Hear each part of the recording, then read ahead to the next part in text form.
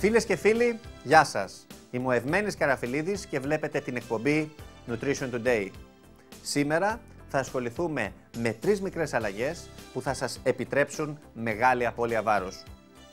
Πολλοί άνθρωποι αποτυγχάνουν στην προσπάθειά τους να χάσουν βάρος επειδή προσπαθούν να κάνουν απότομα δραστικές αλλαγές, ιδιαίτερα μετά από περιόδους γιορτών ή σε περιόδους κοντά στις καλοκαιρινές διακοπές, προσαρμόζοντας τη ζωή τους σε μια αυστηρή δίαιτα. Αυτή όμως η προσέγγιση είναι η συνταγή της αποτυχίας και της απογοήτευσης.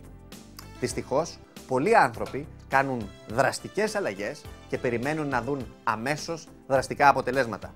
Αυτό όμως δεν ισχύει. Κανείς δεν ξύπνησε ένα πρωί 20 κιλά βαρύτερος ή βαρύτερη. Η πρόσθεση των κιλών ήταν μια σταδιακή εξέλιξη και σταδιακά θα πρέπει να γίνει και η απώλειά τους. Έτσι, κάθε δραματική αλλαγή που φαίνεται απίθανη, ίσως και να είναι, διότι το μυστικό για τη σωστή και μόνιμη απώλεια των κιλών είναι στις λεπτομέρειες. Ακολουθώντας τα 3 απλά βήματα, μπορείτε να χάσετε πολλά κιλά κατά τη διάρκεια του έτους, χωρίς να στερηθείτε τα αγαπημένα σας τρόφιμα. Είναι 3 απλοί τρόποι που θα κάνουν την απώλεια βάρους ευχάριστη και θα σας επιτρέψουν να συνεχίσετε να ζείτε ευχάριστα την καθημερινότητά σας. Νούμερο 1. Σκεφτείτε πριν πιείτε. Ένα κουτάκι αναψυκτικό, παραδείγματος χάρη αναψυκτικό τύπου κόλλα, έχει 140 θερμίδες και 39 γραμμάρια υδατανθράκων, ζάχαρη. Αν συνηθίζετε να πίνετε ένα κάθε μέρα, κατά τη διάρκεια του έτους οι θερμίδες ανέρχονται σε 51.000. Αυτό είναι σχεδόν 6,5 κιλά, αντικαθιστώντας το οποιοδήποτε κανονικό αναψυκτικό με αναψυκτικό τύπου light, καφέ ή τσάι, είτε πράσινο, είτε άσπρο ή ακόμα και μαύρο τσάι, γλιτώνετε πολλές θερμίδες. Προσοχή όμως, αποφύγετε τη ζάχαρη και την κρέμα γάλακτος για να διατηρηθούν μειωμένες οι θερμίδες. Νούμερο 2. Σάντουιτς. Ένα από τα πιο αγαπημένα και δημοφιλή γρήγορα γεύματα της καθημερινότητάς μας. Προσοχή στο τι θα επιλέγετε να προσθέτετε σε αυτό.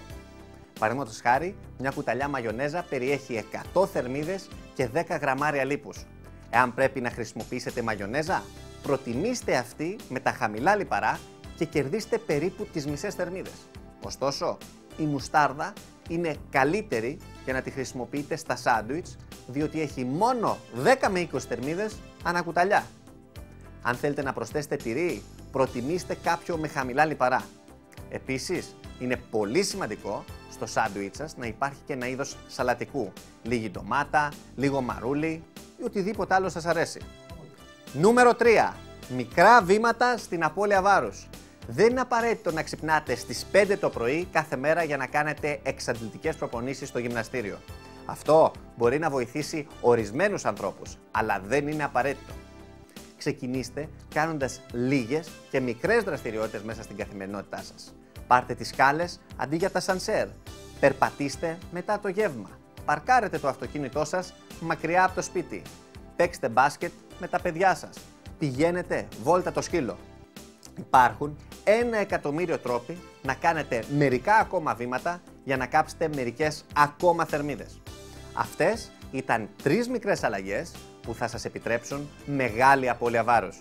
Εμείς ανανεώνουμε το ραντεβού μας για την άλλη εβδομάδα. Να είστε όλοι καλά. Γεια σας.